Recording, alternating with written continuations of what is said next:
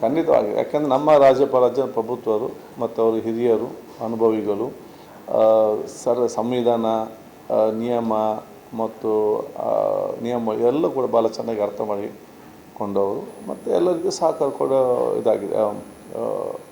ಆದ ಕಾರಣ ನನಗೆ ವಿಶ್ವಾಸ ಇದೆ, ಅವರು ಸಂವಿಧಾನ ಪ್ರಕಾರ ಮತ್ತು ನಿಯಮ ಕನಸಿನ ಅನುಗುಣವಾಗಿ ಅವರು ಇರ್ತಾರೆ.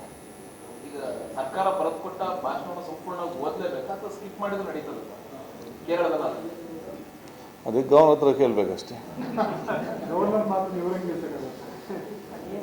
ಅಲ್ಲ, ನಿಯಮ ಏನು ಹೇಳುತ್ತೆ ಅಂದ್ರೆ, ನೀವು ಸರ್ಕಾರ ಬರೆದುಕೊಟ್ಟ ಭಾಷಣವೇ ನಾವು ಓದಿದ್ರೆ ಮಾತ್ರ ಅದು ನಾನು ಎನ್ಕ್ವೈರಿ ಮಾಡಿ ಹೇಳ್ತೇನೆ. ಅಲ್ಲಲ್ಲ, ಅದು ಹಾಗೆ ಅಲ್ಲ. ಇದರ ಬಗ್ಗೆ ಮಾಹಿತಿ ತಗೊಂಡು ಮತ್ತೆ ಹೇಳ್ತೇನೆ ನಿಮಗೆ.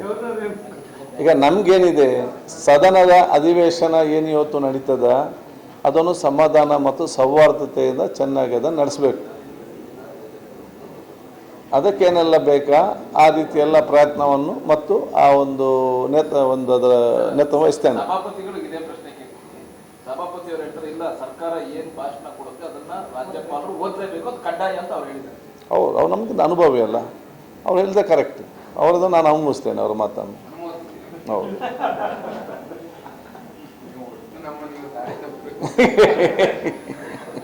ಬೆಳಗಾವಿನಲ್ಲಿ ನಿರ್ಣಯಗಳನ್ನು ಮಾಡೋ ಸಂದರ್ಭದಲ್ಲಿ ಕೆಲವು ಬಿಲ್ ಸಂದರ್ಭದಲ್ಲಿರ್ಬೋದು, ನೀವು ಅವರು ವಿಪಕ್ಷಗಳನ್ನು ವಿಶ್ವಾಸ ತೆಗೆದುಕೊಡ್ದೇ ಮಾಡಿದ್ರಿ ಅಂತ ಆರೋಪ ಇತ್ತು, ದೊಡ್ಡ ಗಲಾಟೆ ಇತ್ತು, ಕೊನೆಗೂ ಸಂಧಾನ ಮಾಡಿದ್ರು. ಈಗಲೂ ಸಹ ಅದೇ ಥರ ನಿರ್ಣಯಗಳ ಕೈಗೊಳ್ಳುವಂಥ ಸಂದರ್ಭದಲ್ಲಿ ಪರಿಸ್ಥಿತಿ ಎದುರಾಗಬಹುದು ತಮಗೆ ಅಂತ ಏನದು ನಿರ್ಣಯಗಳ ಮಂಡಿಸುವ ಸಂದರ್ಭದಲ್ಲಿ ಅವ್ರನ್ನ ಪ್ರತಿಭಟನೆ ಮಾಡುವ ಸಂದರ್ಭದಲ್ಲಿ ಎಲ್ಲ ಬಿಟ್ಟು ಮಾಡಿದ್ರೆ ಅಂತ ಅನ್ನೋದು, ಮತ್ತೆ ಕೆಲವು ಬಿಲ್ಗಳ ಬಗ್ಗೆ ನಾವು ಮಾಡಿದ್ವಿ. ಇದು ಆ ಪರಿಸ್ಥಿತಿ ಉದ್ಭವಿಸಬಹುದು ಅಂತ. ಅಲ್ಲಿ ಇದೆಲ್ಲ ನಿಭಾಯಿಸಲಿಕ್ಕೆ ನಾವು ಕೂತ್ಕೊಳ್ಳೋದಲ್ಲ ಚೇರಲ್ಲಿ. ನಮ್ಮ ಸ್ಪೀಕರ್ ಕೆಲಸ ಏನು ಮೇನ್, ಈ ರೀತಿಯ ಸಂಕಷ್ಟದ ಪರಿಸ್ಥಿತಿ ಬಂದಾಗ ಅದನ್ನು ನಿಭಾಯಿಸಿಕೊಂಡು ಹೋಗೋದೇ ನಮ್ಮ ಜವಾಬ್ದಾರಿ. ಅದನ್ನು ನಾವು ಮ್ಯಾನೇಜ್ ಮಾಡ್ತೇವೆ.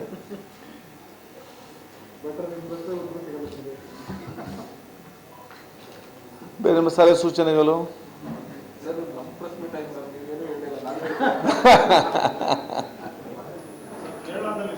ಯಾಕೆ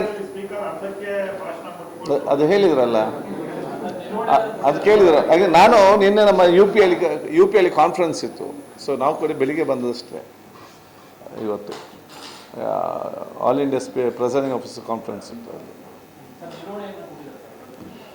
ಇಲ್ಲ, ಜನರಿಗೆ ಬರಲಿಲ್ಲ. ನಿಲುವಲ್ಲಿ ಅವತ್ತು ಬೆಳಿಗ್ಗೆ ಕೊಡಬೇಕಲ್ಲ ಅದಕ್ಕೆ.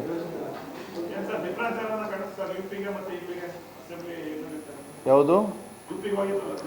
ಅದು ನಾವು ನಮ್ಮ CPI ಕಾನ್ಫರೆನ್ಸಿಗೆ ಹೋದದ್ದು ಅಧಿವೇಶನದಲ್ಲಿ.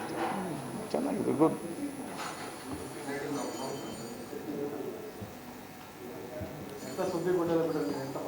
ಯಾವುದು?